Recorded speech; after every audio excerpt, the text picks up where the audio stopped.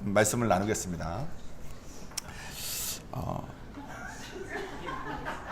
원래 새로 오신 분이 오시면 지난주 설교를 이렇게 저희는 좀 연결되는 게 많으니까 지난주 설교를 조금 정리해드리고 하는데 제가 알기로 저분은 다 보시고 오신 분들이기 때문에 간략하게만 설명을 드리자면 지난주 저희가 아리마대 요셉이라는 사람의 삶과 그분의 선택을 보면서 아마 이분의 선택에는 막 이분의 믿음이 갑자기 좋아졌다거나 이렇다기보다는 이분을 향한 하느님의 또 성령님의 역사하심 때문에 이거는 왠지 해야 될 것 같은 그런 마음이 갑자기 들었을 거라고, 그렇게 역사하셨을 거라고, 그리고 우리의 삶에도 그런 식으로 이거는 이렇게 해야 될 것 같은 이런 식으로 느낌이 드는 게 있는데 그것을 이해하기 위해서는 성령님이 어떻게 역사하시는지를 우리가 조금 배워야 된다 그랬습니다. 그래서 제가 다닌 신학교에서 배운 내용에 따르면 성령님은 우리에게 이렇게 역사하신대요. 각 사람을 다 알아. 엄마 뱃속에 있을 때부터 안다고 성경에 쓰여져 있으니까, 머리카락도 센다고 되어 있으니까 다 알아. 살면서 어떤 상처 있었는지, 어떤 어려움이 있었는지. 왜냐면 상처가, 여러분, 저는 그거 공부한 사람과 함께 살고 있지 않습니까? 어렸을 때 몇 살 이전에 무슨 상처가 이 사람의 남은 삶에 어떤 영향을 미치는지 이런 거에 대해서 제가 많이 들으면서 설마 그럴까 그런 생각이 많았는데, 사람들을 섬겨보다 보니까, 또 제가 제 인생을 돌아보다 보니까 진짜 그렇더라고. 태어났을 때 엄마로부터 아이고 우리 애기 너무 예쁘다를 못 받은 사람이 있을 수 있어요. 원치 않는 임신을 했거나 너무 힘들 때, 남편과 관계가 너무 안 좋을 때, 애가 태어났을 때 그 아이는 이리저리 돌려지기도 하고 그럴 수 있습니다. 그 아이들은 평생 신뢰하는 게 되게 어려운 삶을 살아요. 근데 우리가 서로 이렇게 만났을 때 이 사람 신뢰하지 못하겠네? 이걸 모르잖아요. 다 가면수 괜찮은 척 사니까. 근데 우리는 모르지만 누군 아신다? 하나님은 아신다. 그래서 하나님은 저라는 사람이 태어났을 때 이랬고 몇 살 때 이랬고 그 논리가 있습니다. 몇 살 때 망가지면 그때부터는 신뢰하지 못하게 되고, 그 다음에 망가지면 자주적인 사람이 못 되고, 이게 쭉 있어요.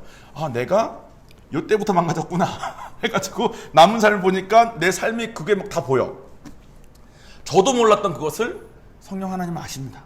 그래서 성령님께서 우리를 위해서 역사하실 때 어떻게 역사하시냐면, 그런 상처들, 그것 때문에 생긴 성격들, 그것들에 생긴 세상을 대한 태도들을 다 종합해서 종원이는 오늘 요런 상황에 요런 생각까지가 되면 얘는 하나님의 길을 선택할 수 있겠는, 그렇게 역사하신다는 거예요.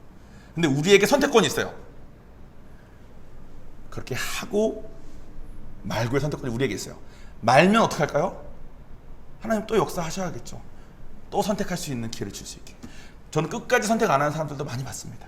근데 아리마대는 예수님이 살아계시는 내내 제자인 것조차도 밝히지 않고, 왜냐면 자기가 잃을 게 너무 많았던 것 같아요. 그랬지만 예수님 돌아가신 뒤에는 내가 다 잃더라도 이거는 내가 해야 되겠다. 그럼 나는 지위가 있고 나는 달라고 하면 아마 빌라도가 줄 거니까 이건 내가 해야 되겠다는 마음이 아마 들었던 것 같아요. 그래서 여러분들이 지금까지 오신 모든 것이, 지금 이 자리에 앉아 계신 모든 것도 사실은 그렇게 오셨을 겁니다. 나는 언니 때문에 끌려온 줄 알았는데 알고 보니까 나에 맞게, 지금 언니들 끌려오신 분이 두 분 계신데 서로 이렇게 쳐다보면서 웃으시는데, 그때 나는 이 언니가 왜 이러지? 이런 생각으로 이렇게 했지만 사실은 하나님께서 그때 본인들은 그렇게 했을 때 할 수 있게 역사를 하신다는 거예요. 물론 그때 안 오면 또 안 오는 거야. 그죠? 그래서 다 은혜라 그러는 거예요. 우리가 열심히 잘해서 온 것 같은데 사실은 그렇게 역사하신 하나님 덕분에 우리가 은혜로 한 걸음 한 걸음 오고 있다라는 얘기를 지난주에 나눴습니다. 오늘은 그것에 좀 연결된 내용이에요. 지난주에 배웠던 성령님께서 어떻게 역사하시는지 우리가 선택할 수 있다.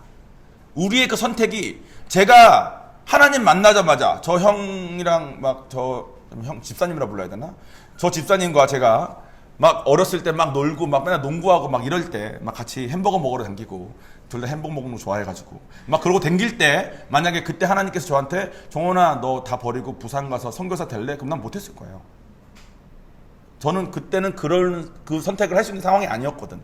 근데 하나님께서 부산 갈래 했을 때 특별하게 크게 어려움, 막 목이 잘릴래 말래 이것을 묻는 질문이 아니었다는 거야, 저한테. 왜냐면 그때 저는 이 부산을 선택할 때 저는 그 상태였으니까. 그러니까 저에게 하나님께서 제가 그 상태까지 됐을 때 이게 제가 사람들이 바뀔 때 가장 행복하네요까지 스스로 느끼고 그때 그럼 너 부산 갈래? 그러니까 오히려 기쁨으로 제가 그럼 부산 가서 이것만 남은 평생 하고 살 수 있겠네요 라는 기쁨으로 선택한 것처럼 여러분들도 지금까지 선택하고 살았고 지금도 선택의 기회가 계속 온다는 거예요.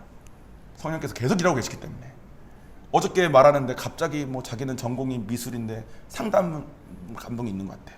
그 선택이 처음 미술 시작할 때는 못할 선택이야. 근데 지금은 그렇게 어려운 선택은 아니라는 거죠.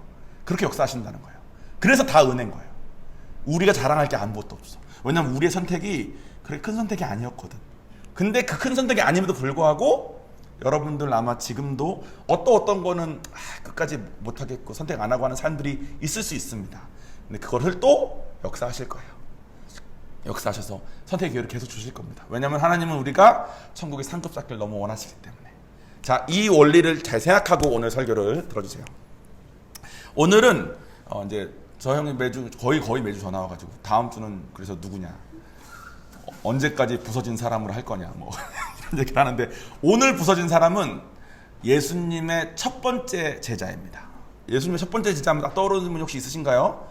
아마 없을 수 있어요. 왜냐하면 첫 번째 제자가 별로 안 유명하거든. 오늘 본문을 오늘 주보에 있습니다. 제가 읽어드리겠습니다.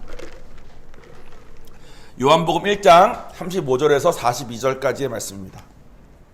또 이튿날 요한이 자기 제자 중 두 사람과 함께 섰다가, 여기서 요한은 세례 요한이에요.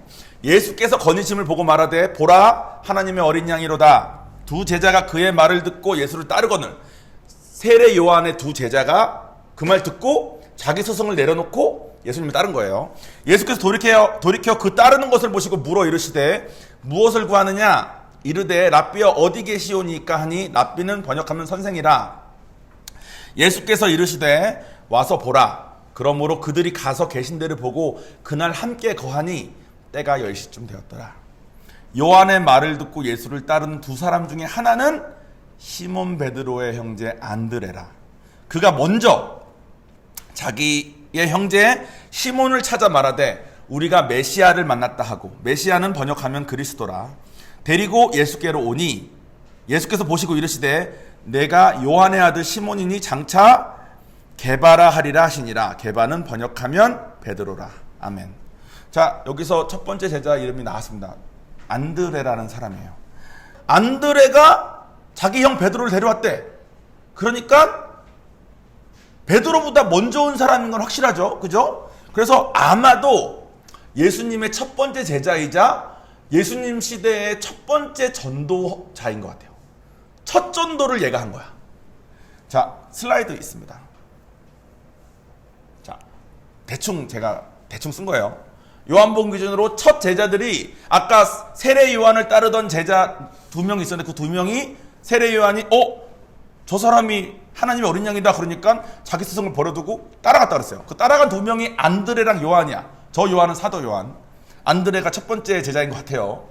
그 다음이 안드레가 베드로를 데려온 것 같아. 그러니까 자기 형제를 데려온 거지. 그 다음에 빌립이랑 나다나엘을 만났을 때 예수께서 부르십니다.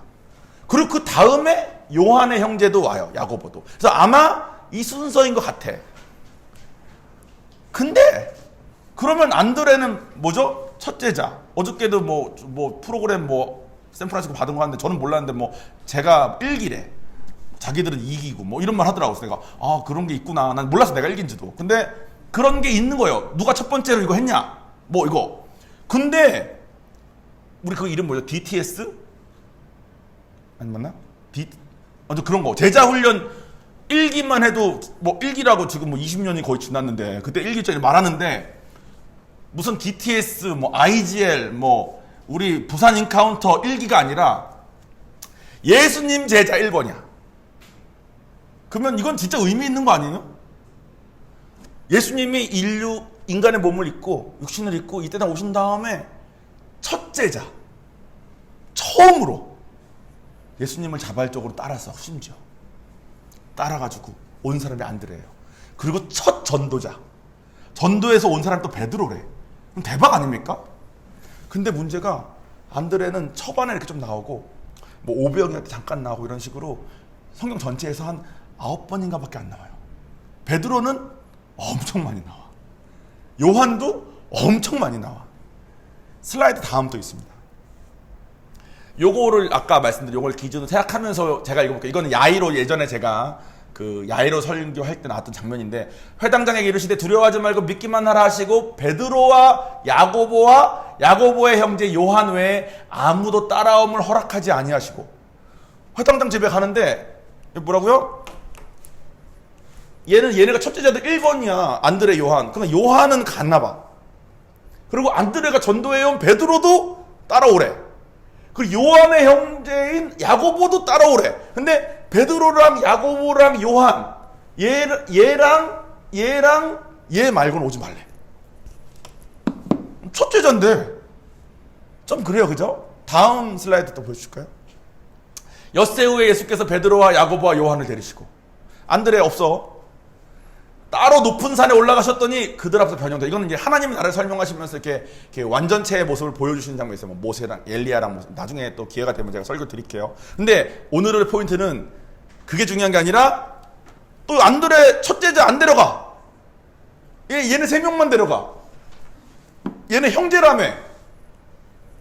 2형제인데 2형제면 4명 중에 1명만 빼. 안드레 마음이 어떨까요? 좀 그렇겠지. 좀 그렇겠죠, 그죠? 하나 더 있어요. 심지어 이거는 예수님 잡히시기 전날 밤이야. 이때 이후로는 제자들과 함께 할 수도 없어. 부활하시기 전에는. 그때도 그들이 겟세마네 하는 곳의 이름에 예수께서 제자들에게 이르시되 내가 기도할 동안에 너희는 여기 앉아있으라 하시고 베드로와 야고보와 요한을 데리고 가실세. 내가 안드레면, 여러분 안드레면 어떨 것 같아요?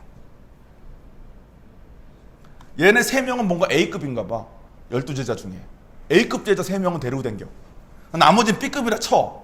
아까 뭐 빌립, 나다나엘 뭐 그 뒤에 있는 제자들은 우리는 늦게 왔으니까 B급인가 보다 할 수 있어. 근데 안드레는 좀 그렇지 않아요? 지가 1번이고 처음에 왔던 2명 중에 둘 다 자기 형제들을 전도해 와서 2 형제가 이 4명이 세트인데, 예수님이 이렇게 4명이 세트인데 너랑 너만 따라와. 그럼 얘가 또 다음 뭐 할 때 너랑 너만 따라와. 그러면 저는요 안 할까요? 하겠죠. 이런 게 되게 희한합니다. 안드레 마음이 어땠을지 입장을 조금만 생각해보면 좀 그래. 우리 상황에 조금 제가 빗대어 설명을 해볼까요? 교회에 같이 왔어. 목사님이 편애하는 건 그 사람이 인간이니까 그랬다 쳐. 근데 하나님이 뭐 아까 말한 뭐 무슨 2기생이 4명이 들어왔는데 3명은 막 회복이 있고 막 축복받고 막 은사들을 받는데 1명만 아무것도 없어.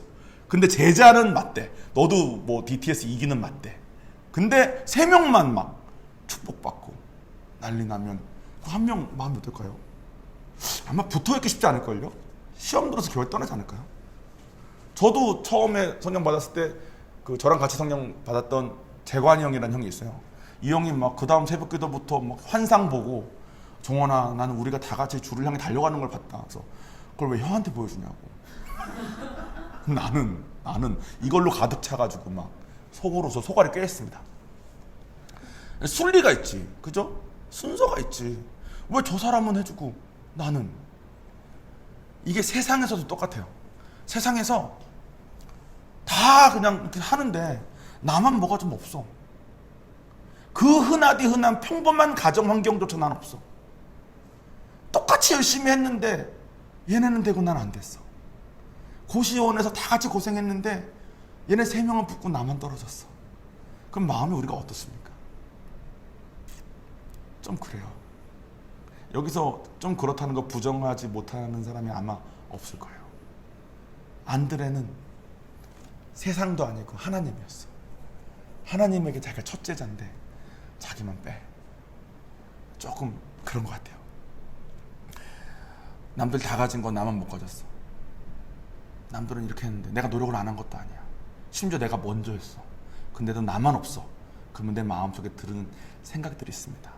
아마 불공평함일 것 같아요. 이건 좀 불공평하다. 그러면 그런 마음들은 내 마음에 상처가 됩니다. 불공평함을 느낀 사람에게는 정당성이라는 게 있습니다. 어떤 정당성이 있냐면 이런 게 있어요. 하나님한테도 하나님 저한테는 안 주셨잖아요. 그러니까 나 이렇게 할 거예요. 하나님 저 사람들은 그렇게 하고 나한테는 안 했잖아요. 그러니까 나는 이렇게 할 거예요. 안 주신 거랑 나는 이렇게 내 마음대로 할 거예요를 어떻게든 연결시켜가지고 이렇게 세상에서 똑같아요. 나는 억울하기 때문에 나는 이게 불공평하기 때문에 어쩔 수 없어. 남들이 나한테 좀 잘해줘야 돼. 내가 이렇게 화가 나는 거가 어쩔 수 없어. 나만 억울하거든. 나만 이게 안 됐거든. 이거 진짜 불공평하거든. 그래서 나는 좀 이렇게 어쩔 수 없어. 이거는 나 이렇게 살아야 돼. 이렇게 대해야 돼. 당신들이 좀 이해해야 돼. 나 어렸을 때 이런 일이 있었거든. 저는요 이런 사람과 살고 있어요. 그래서 어쩔 수가 없어요. 당신이 살아보세요. 이런 사람과 되겠나. 이런 정당성을 자꾸 가집니다. 내가 남을 돌볼 여유는 아예 없는 거죠. 남들이 날 돌봐야만 되는데 이 사람들이 나를 충분하게 배우해주지 않으면 화가 더해집니다. 화가 더 나고 더 나고. 학문적으로도 이거를 이렇게 표현하더라고요. 지금 북클럽 하고 했던 책이 마크 맨슨이라고 되게 베스트셀러였던 책을 가지고 북클럽을 했는데 신경 끄기의 기술이라는 책에서 한 대목을 보니까 이런 식의 어려움에 상처가 생겼을 때 그 문제에 대해서 대항할 힘을 잃으면 대항할 힘이 있을 때는 어떻게든 내가 이거 있잖아요 하는데 내가 나름 해봤는데 안 그래. 나름 뭐 해봤겠어요. 야 너랑 너만 와 그러면은 나름 하는 게 소극적으로 예수님을 처단을 받겠죠. 다음에 또 너랑 너만 와 그러면 안드레는 그 소극적인 반항 예수님에 대한 그 눈빛으로 이거 했지 않겠어요? 해봤는데 아무 일도 일어나지 않으면 마음속에 보상심리가 아까 제가 말한 처럼 정당함이 있으니까 난 이렇게 해도 돼. 어쩔 수 없어. 이게 생기니까 이게 두 가지로 보통 나타난대요. 첫 번째는 일단 불공평하기 때문에 나는 불쌍한 사람이라고 피해자가 딱 된대요. 나는 편애당한 사람. 나는 노력했는데 못 받은 사람. 피해자 모드가 딱 되면 나는 불쌍한 사람이니까 난 피해자니까 다 나한테 좀 잘해줘야 돼. 내 사정을 몰라서 그렇지 내 사정 알면 당신들이 가만히 못 있을걸요? 그냥 막 잘해줘야 돼. 피해자 모드가 전형적인 한 모습이고 다른 한 모습은 조금 의외인데 내가 불쌍한 그거가 피해의식이 있을 때 갑자기 제가 그랬잖아요. 정당성이 생겨서 나를 좀 잘 대접해줘야 된다고 생각이 저절로 든다고. 그게 생겨가지고 자기애에 빠진 사람들인데요. 나르시스트라고 혹시 들어보셨어요? 자기애에 빠지는 거야. 그러니까 이게 상처를 받으면 불공평함이 딱 쌓이면 나는 특별 대우를 받아야 되는 사람이니까 난 특별 대우를 받아야 되는 좀 멋진 사람, 좋은 사람으로 뭐 이렇게 된대요. 그래서 완전 피해자 모드로 빠져가지고 나는 불쌍한 사람, 나는 잘해줘야 되고 나는 좀 이런 거 좀 특별한 거 좀 해야 되고 왜냐면 난 그동안 이게 너무 많거든. 이걸로 가든가 아니면 야 니네가 나한테 좀 다 잘해줘야 돼. 나도 괜찮거든. 이렇게 쭉 간대요. 그러니까 나르시스트나 피해자나 대부분의 경우 어렸을 때 무슨 결핍 혹은 살면서 생겼던 상처 내가 나름 노력했는데 나만 못 가진 거 이런 것들이 내 마음에 쌓일 때 나도 모르게 나에게 그런 모습들로 변형돼서 나와서 사는 모습이 된답니다. 근데 예수 믿기 전에는 사실 이런 불공평함에 대해서 우리가 핑계가 될 수 있는 것 같아요. 할 수 있는 게 없으니까. 그 불공평 아니 나만 안 뽑는데 어떡해. 평생을 나만 안 뽑더라. 우리 가족이 4명인데 우리 아빠는 나만 안 데려가더라. 놀이동산 3명만 데려가더라. 난 평생 그게 한이야. 그러면 어쩔 수 없잖아요. 그죠? 아빠한테 나름 반항을 해봤는데도 아빠 왜 나는 안 데려가는데 아빠가 이유도 설명 안 하고 계속 안 데려가면 상처가 돼가지고 할 거 아니에요. 근데 예수 믿기 전에는 그것에 대한 억울함을 우리가 억울할 수 있겠다고 막 들을 수 있다는 거예요. 근데 예수 믿은 뒤에는 이젠 핑계대면 안 된다는 거야. 왜냐하면 지난주 내용 때문에 그래요. 성령님이 오늘도 일하고 계신다는 거야. 오늘도.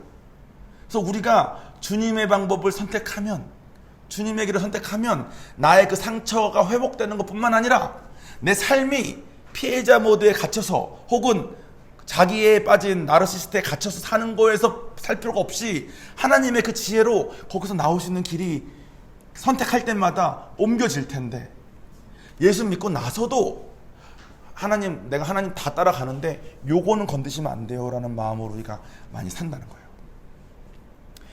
매일 성령님께서 일하고 계시는데 나에게 선택권을 주기 위해서, 더 나은 나의 삶에 그 축복의 길로 나를 인도하기 위해서 나에게 가장 알맞은 그 방법으로, 선택이 쉽지 않지만 내 목을 자를래 말래 선택이 아니라니까. 왜냐면 오늘의 나에게 가장 알맞은 그 선택권을 주시니까, 오늘의 나는 할 수 있는 그 선택권을 주시니까. 그래서 안드레는 제 생각에 이건 불공평해가 아니라 내가 구원받고 예수님의 제자가 된 것만으로 충분히 감사한 삶을 살았을 것 같아요. 아까 그 찬양했을 때 내 평생 주 하나로 충분하다는 그 뭐 있죠. 왜 쟤네들만 뭐 오른팔 왼팔이야? 내가 첫 번째인데를 붙잡으면 예수 따르면서도 마음속에 가룟 유다처럼, 가룟 유다는 예수 따르면서도 마음속에 독립이 더 중요해서 독립을 선택했던 것처럼 아마 안드레도 그냥 일반처럼 살았으면 그냥 그렇게 부서진 사람이었을 겁니다. 근데 안드레는 성경 전체 내용, 그리고 끝난 다음에 십자가로, 이게 십자가 모양으로 이렇게 매달려 죽었대.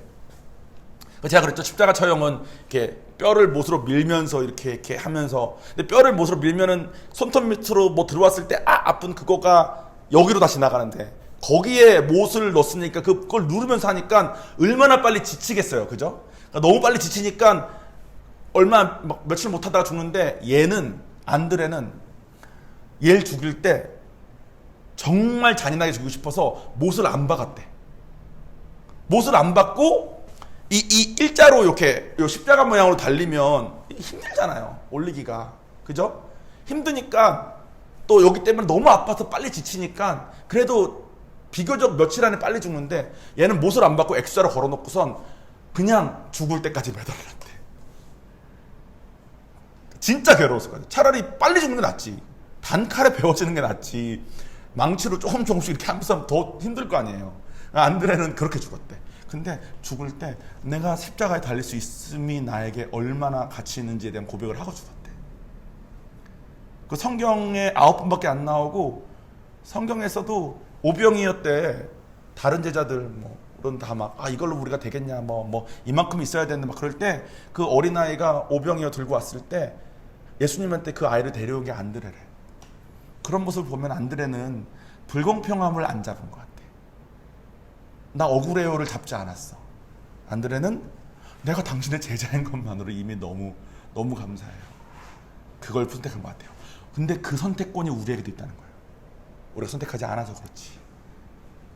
선택하지 않으면 아마 여러분들은 피해자로 어떤 부분을 계속 사시거나, 아니면 난 특별 배급을 받아야 되는 자기에 빠진 사람으로 살고 있을 수 있습니다. 인간적 기준으로 보면 이렇게 생각될 수 있어요. 솔직히 예수 만난 건 만난 건데 그래도 나 이거 힘든 건 힘들었어. 맞아요. 그래, 힘들었어. 그리고 인간인 저에게는 백날 얘기해봤자 저는 뭐 해결책 몰라. 그럼 어떻게 해결하겠어요, 그 상처를. 근데 하나님은 아신다니까. 하나님은 모든 걸 아시고, 특별히 여러분이 그 상처받을 때 같이 계셨어.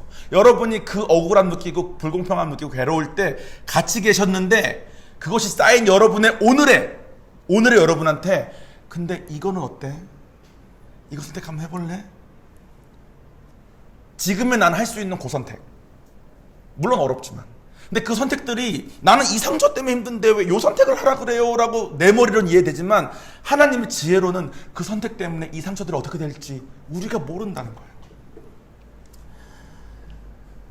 그래서 여러분의 상처들과 여러분의 어려운 환경들과 여러분이 가진 그 결핍들을 반드시 여러분이 선택할 때 하나님의 영광을 위해서 쓰실 거라는 겁니다. 뭐 가장 좋은 예로 뭐 요셉이 있겠죠. 성경 인물 말고 저는 제 예를 많이 드니까, 저는 부산에서 다 버리고 올 때 돈을 더 이상 그만큼 벌지 못하는 거. 저는 돈 쌓이는 재미가 좋았거든. 네. 여기 오니까 전세로 다 들어가더라고. 한국 전세가 그렇게 비싼지 몰랐어. 돈이 없어. 돈은 이제 더 이상 벌기는 쌓지 않잖아요. 근데 그런 건 괜찮았어. 저 열심히 해가지고 영화 쪽으로 커리어를 나름 쌓았잖아요. 그 커리어 끊기는 것도 괜찮았어.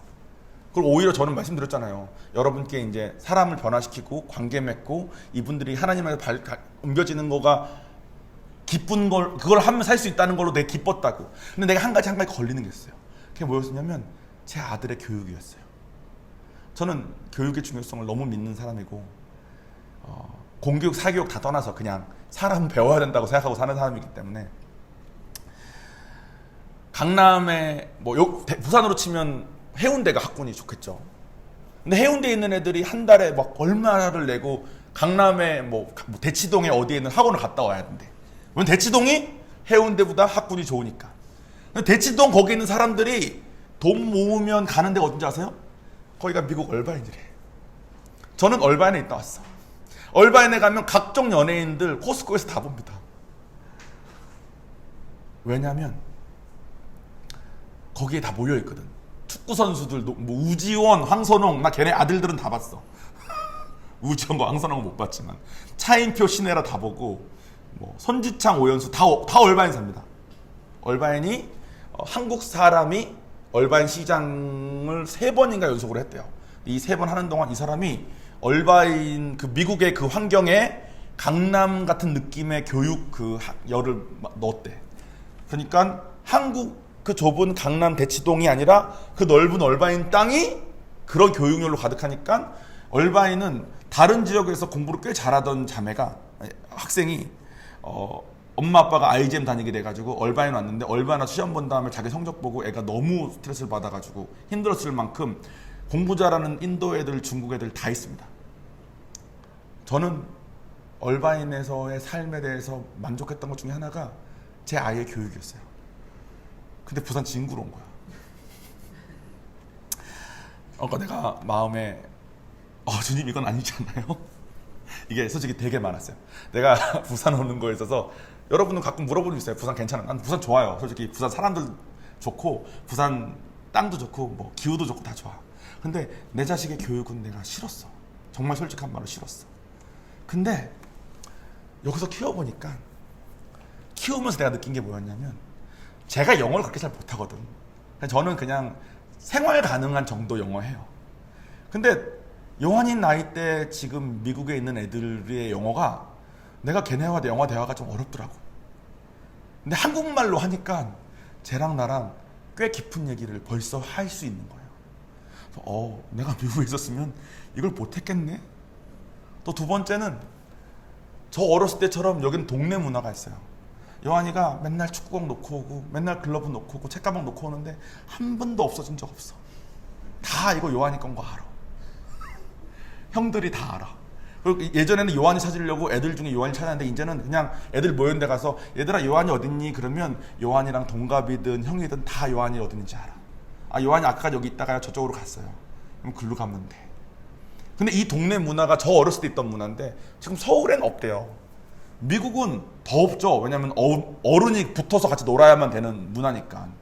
어른과 어른이 안전한 애들끼리만 만나서 놀게 하는 문화니까. 근데 여기는 안전하고 이런 거는 별로 걱정 안 하는 것 같아. 제가 봐도 요한이가 그렇게 위험하지 않더라고. 왜냐면 노는 데가 좀 정해져 있는데 모든 아이들이 거기서 다 놀아요. 거기서 야구하고 축구하고 거기서 뭐 하고.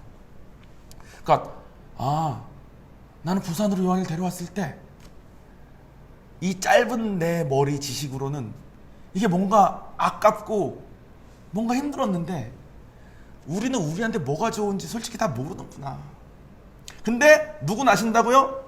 하나님은 아셔. 그리고 그분이 정원아 네 머리로 지금 요한이 교육 때문에 부산 가는 거 조금 주저되지. 근데 부산 가볼래? 라고 선택권을 줬다는 거야. 그때 그 선택 나 쉽지 않았어요. 저희 목사님이나 누구한테 말은 안 했지만 내 마음속에 꽤 오랫동안 요동쳤어. 우리 아이 교육을 내가 부산 진구 가서 부암동 어떠냐고 물으니까 부산 사람들 다 왜 부암동으로 가냐. 애 있으면 부암동 가면 안 된대. 조금 옆에 보다 다 깡패래 애들이 다. 그래서 애들이 거기 있다가 칠성파로 들어간대. 그러니까 내가 글로 내 아들을 얼바인에서 데려가나? 내가 아는 게 없으니까. 우리 아들과 교감하는 게 이렇게 중요한데 영어로는 교감이 안 되는 이런 것도 모르고 동네 문화로 쟤는 저 어렸을 때 비슷한 문화로 자랐으니까 쟤한테 제가 전해줄 수 있고 가르칠 수 있는 게 너무 많고 그 안에서 사회성도 너무 많이 배우고. 근데 미국에서 쓰면 그런 다른 내 머릿속에 좋은 것들은 얻었을지 모르겠지만 더 중요한 것들은 제가 못했을 거 아닙니까? 근데 그게 여러분 모두에게 똑같다는 거예요. 여러분 지금 머릿속에 있는 아까 우리 찬양할 때 제가 일부러 그랬어요. 어려움 지금 떠올려 보시라고. 다 어려움 떠올리실 때 고개 이렇게 끄덕끄덕 하시다고. 우리 성도분들 그거 잘 하시잖아. 제가 뭐 생각해 보세요. 그럼 바로 이렇게 얼마나 마음이 하나님께 이렇게 순종할 마음이 있으신지. 근데 그 어려움이 그 결핍이 그 불공평함이 여러분에게 좋은 건지 나쁜 건지 모른다니까. 다만 그 결핍 때문에 지금의 이 선택이 어렵게는 될 수 있지만 그 선택이 또 목을 자를래 말래 그 어려움이 아니라니까. 왜냐면 성령님이 각 사람에게 맞게 계속 일하시니까. 매일 어제 일하신 방법과 오늘 일하신 방법이 다르다는 거예요. 오늘의 나는 어제보다 더 고집 세졌을 거니까. 그래서 여러분은 주어진 그 상황에 순종할지 말지를 선택만 하면 되는 거예요. 그렇게 이끄시기 때문에 안드레 같은 마음으로. 왜 이 3명만 데려가요?가 아니라 나는 제자가 된 것만으로 이미 나는 너무 감사하고 맨날 보고 예수. 저는 안드레처럼 첫 번째가 됐는데 한 번도 불려가지 않고 따라만 다닐래 하면 난 따라다닐 거야. 예수님 따라다니면서 보고 배울 거야. 지금 생각하면 안드레도 너무 부럽잖아요, 여러분. 근데 우리가 안드레라고 생각하고 베드로랑 비교하고 하다 보면 피해자 되는 거예요. 특별 대우 받아야 되는 나르시스트 되는 거예요. 자, 불공평함에 대해서 이야기하고 마무리 짓겠습니다. 자, 불공평함에 대해서는 우린 진짜 말하면 안 돼요. 왜냐면 원래 주님은 공평하신 분이 아니에요. 그리고 주님은 불공평하시기 때문에 세상 많은 사람들 중에 여러분들만 선택해서 지금 이 자리에 모으신 겁니다. 어떤 분이 이렇게 말할 수 있어요. 저는요, 예수님이 나를 만나주지 않으면 안 되는 특별한 상황에 있었어요. 나는 그때 만나주지 않았으면 나는 죽었을지도 몰라요. 안 만나줘서 지금도 죽을지도 모를 애들이 밖에 얼마나 많아요. 근데 여러분은 무슨 은혜로 지금 이 자리에 앉아있냐는 거야. 피해의식, 불공평함은 솔직히 복음을 모르는 거야. 내가 복음의 의미가 뭔지 알고 내가 얼마나 부서지고 죄인되고 내가 어떤 종말을 맞이할 사람이었는데 웬 은혜로, 내가 그랬죠. 내가 믿어서 내가 선택해서 온 거 아니라고. 내가 할 수 있는 그 선택으로 일하셨기 때문에 내가 선택할 수 있었다고. 그 은혜로 여러분 지금 이 자리에 앉아 계신 거 아니냐고요. 그러니까 우리는 불공평에 대해서는 말할 자격이 없는 사람들이야. 안드레처럼 예수님이 제자로 살았던 것처럼 우리도 예수님의 자녀로 이미 되어 있는 사람들이야. 그러니까 내가 어디서 왔는지를 놓으면 안 돼요, 여러분. 그걸 놓지 않으면 우리가 남은 삶을 안드레처럼 부서지지 않고 오히려 주님 안에서 기뻐하는 사람으로 갈 수 있습니다. 그 선택을 우리가 다 할 수 있어요. 선택하셔야 돼. 성령님이 다 해놓으셨기 때문에. 선택 안 하면 더 고집 세진 내일 더 거기에 맞는 성령님 일을 하셔야만 되는 상황으로 계속 갈 거예요. 여러분이 이끄신 성령님을 의지하고 그분의 지혜와 그분의 능력을 신뢰하면서 우리 선택하면서 가봅시다. 자, 기도하겠습니다.